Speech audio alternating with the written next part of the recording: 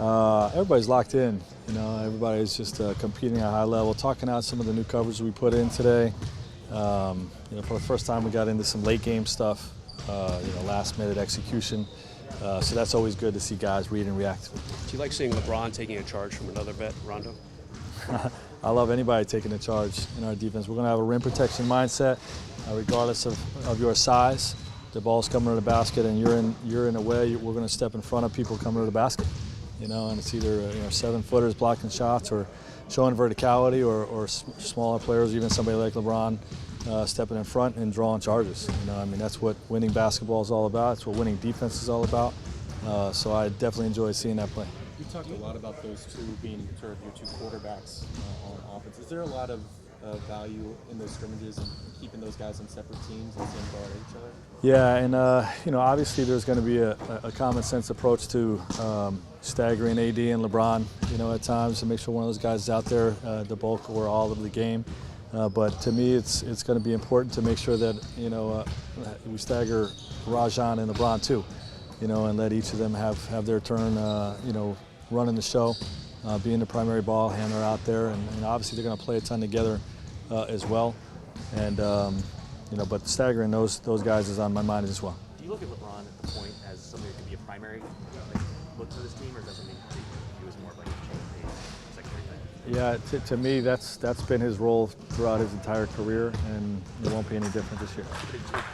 But you did have earlier in the week you had him on the floor with like a more traditional point guard in Rondo, and then as opposed to defensive-minded wings, maybe more like playmaking by committee. Do you have a sense of what your preference is at this point? I don't have a preference right now at this point. I think we'll see both. You know, he'll play with defensive-minded wings as the primary ball handler, and he'll play, you know, with some true point guards as well. How's that battle just between AD and Dwight? We saw, you know, a few matches of them going up against each other. How's that battle just in general? That was two heavyweights. You know, I mean, Dwight's as good as it gets in terms of post defense, and Anthony's as good as it gets in terms of post offense. You know, so you know, that was a heck of a matchup, and you know, I'm going to feel good about both scenarios for our team. Bearing in mind that these upcoming preseason games are early, what are some of the specifics that you look for in terms of gauging, okay, how are we progressing, how are things coming along? Well, you expect it's going to be a little sloppy at times. You know, the turnovers will be high. I hope we execute good shot selection, and you know, just execution of fundamentals. We have a simple framework of offense in, you know, that's not really difficult to pick up.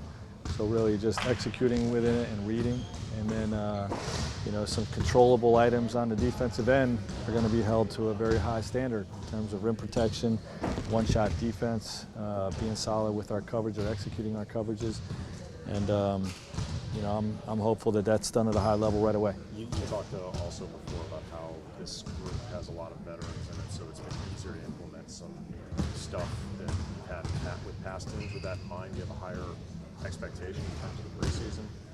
I do, but look, it's a give and take, right? You know, you have you know, a better understanding with those guys, but we'll probably have less of a sense of urgency because it's preseason with, you know, guys that have been in this league for 10, 12, 15 years.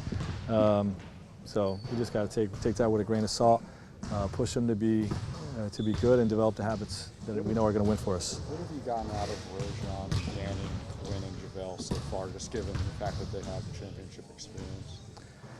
Yeah, I mean, you know, just the grasping of everything we're putting in. I think those guys, you know, Danny Green in particular has really been, you know, vocal, and you know, when something goes in and we go to script it or practice it, you know, he's putting guys in spots and using his leadership and experience, you know, just to help us get acclimated and together as quickly as possible. You've coached a young team before.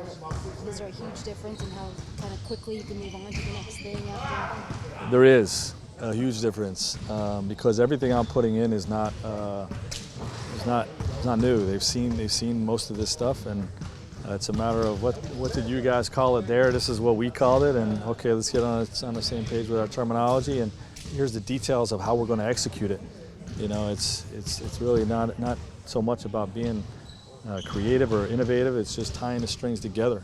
and making sure all the pieces are on the same page with what we're doing. If LeBron is the prime, Oh, I was going to say particularly with LeBron and AD, but also a couple other guys in this roster who have sort of been the last shot guys, so to speak, in clutch situations. Have you given a lot of thought to what the mechanics of some of your clutch offenses and who you want as the last shooter? Is that going to rotate around? Well, they're all going to be multiple action looks, with, if this is taken away, we're going to go into that and whatnot. And, that's what you have when you have the firepower that we have is, we're going to ask guys to make good decisions and get a great shot. It doesn't have to be, no matter what, we want to go to this guy to make the shot or to take the shot. We've got a lot of different options, and the offense at late game will be indicative of that. if LeBron is the primary playmaker, is there more of a physical toll on him in that situation? And if so, is that affecting your calculus on how much you want to go to that? No, because he's going to have the green light to defer any point throughout the game and throughout the season. As he's done again throughout his whole career. He'll be the primary playmaker, and if he's handled 3 or 4 straight times, is winded, he can defer and give it to somebody else to bring it up. And the great thing is we have wings that can initiate offense, but we also play through Anthony Davis at the top in terms of bringing it up and playing the 5-out system. And his skill set is so ridiculously versatile that we can play through him up there as well. Last question. We know you haven't been able to see him on the court yet, but what have you gotten to know about Kyle Kuzma off the court? Off the court, he's just a pleasure to be around. He's everything you want your young players and really all of your players to represent from an attitude standpoint. He's very mature. He's focused. He's all about the work, and his attitude is a 10 out of 10.